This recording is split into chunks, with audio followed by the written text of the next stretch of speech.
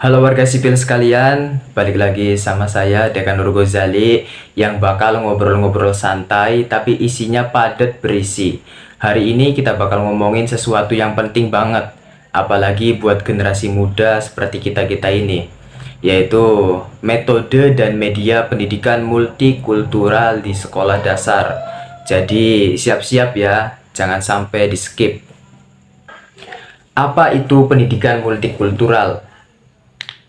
Pertama-tama kita bahas dulu nih, apa itu pendidikan multikultural.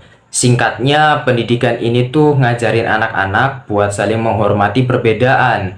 Bukan cuma soal budaya aja, tapi juga agama, suku, bahasa, bahkan cara berpikir.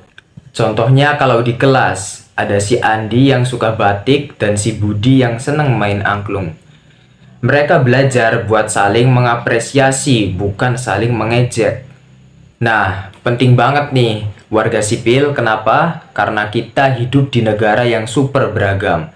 Kalau sedari kecil aja udah nggak paham cara menghargai perbedaan, gimana nanti besarnya? Kebayangkan chaosnya seperti apa? Terus gimana caranya ngajarin pendidikan multikultural ke anak SD? Tenang, ada beberapa metode simple tapi efektif banget. Yang pertama, metode cerita. Anak-anak suka banget dengerin cerita kan? Nah, guru bisa pakai cerita rakyat dari berbagai daerah di Indonesia sendiri. Misalnya, hari ini cerita dari Jawa, lalu besok Sumatera, lusa Papua. Jadi, anak-anak bisa tahu keanekaragaman budaya kita.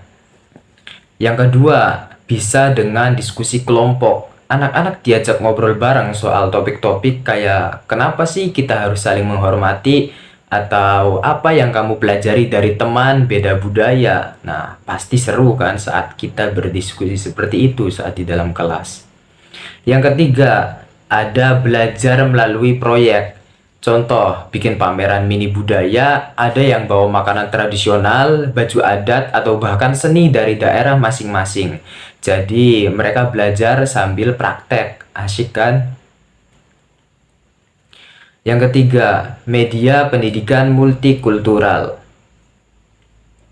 Oke, kalau metode udah, sekarang media apa sih yang bisa kita pakai untuk mengajarkan pendidikan multikultural? Nah, yang pertama, kita bisa menggunakan buku cerita multikultural. Ada banyak buku cerita yang ngegambarin keanekaragaman di Indonesia. Anak-anak gak cuma belajar baca, tapi juga paham budaya lain.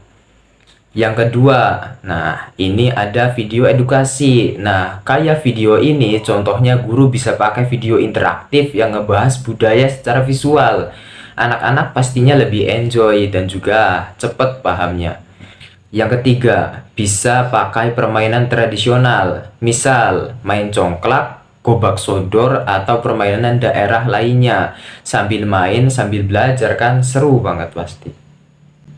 Jadi warga sipil sekalian, metode dan media ini nggak cuma bikin anak-anak paham soal keanekaragaman, tapi juga bikin mereka cinta sama keberagaman itu sendiri.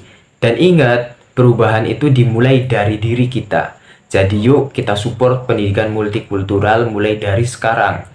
Sekian dari saya, Dekan Nur Ghazali. Jangan lupa share video ini ke teman-teman kalian biar makin banyak yang sadar akan pentingnya pendidikan multikultural. Sampai ketemu di video berikutnya warga sipil sekalian. Bye.